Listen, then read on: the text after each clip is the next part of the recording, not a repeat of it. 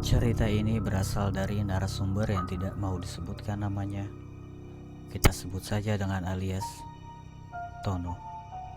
Waktu dan tempat kejadian ini terjadi di salah satu kos di daerah Jakarta Selatan. Tepatnya pada pertengahan tahun 2020, di mana virus COVID-19 sedang menggerogoti kesehatan dan ekonomi dunia. Untuk titik spesifik lokasinya tidak akan diceritakan, dikarenakan permintaan narasumber yang ingin menjaga citra kos tersebut. Sore itu, Tono sedang merapikan kamar kos barunya, tepatnya di daerah Jakarta Selatan. Ia baru saja pindah dari kosan lamanya, dikarenakan tidak lagi mampu membayar uang kosnya.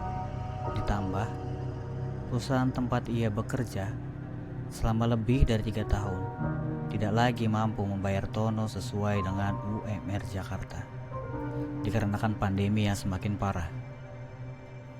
Kamar sempit, cat dinding mengelupas, bau lembab yang menempel di udara, serta kasur tua yang menjadi fasilitas kos bukanlah hal yang menyeramkan buat Tono. Saking Tono sangat membutuhkan tempat untuk beristirahat.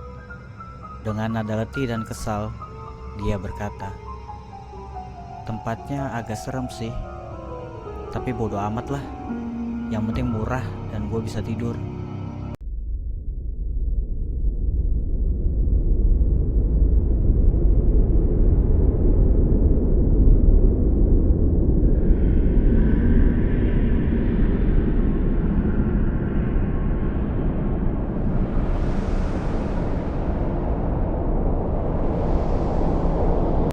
Malam pertama, dia terbangun jam 2 dini hari.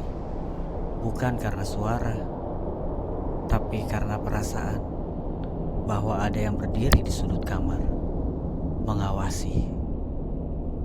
Dia coba abaikan, mungkin sedang kecapean karena baru saja pindahan dan menguras banyak tenaga. Terkadang, otak kita suka mempermainkan perasaan kita sendiri, bukan?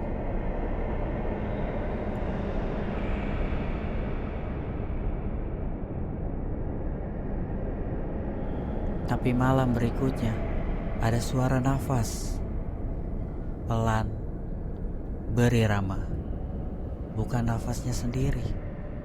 Dan yang lebih menyeramkan, suara itu gak datang dari luar, melainkan dari bawah kasurnya. Bau anyir darah dan bunga melati semerbak memenuhi ruangan kos yang lembab itu.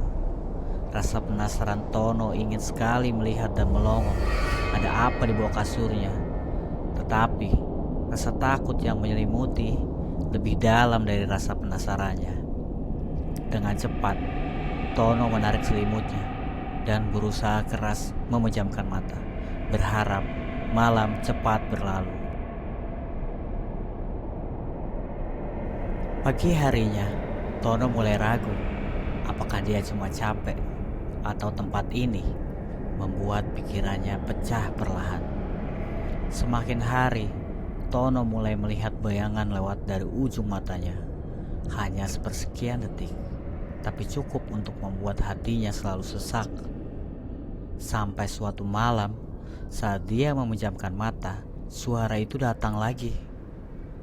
Tapi kali ini bukan nafas, melainkan suara seperti seseorang tersenyum tepat di belakang kepalanya. Pelan, retak, lapar akan perhatian. Lalu terdengar bisikan sayup dari belakang kepala Tono. "Jangan pergi, kita belum selesai." Seketika itu juga, Tono kabur keluar kamar. Tapi saat membuka pintu, di lorong sunyi itu, bau melati mengikuti, dan pintu kamarnya menutup sendiri dengan bunyi pelan, seolah sesuatu di dalam tidak mau dia pergi terlalu jauh.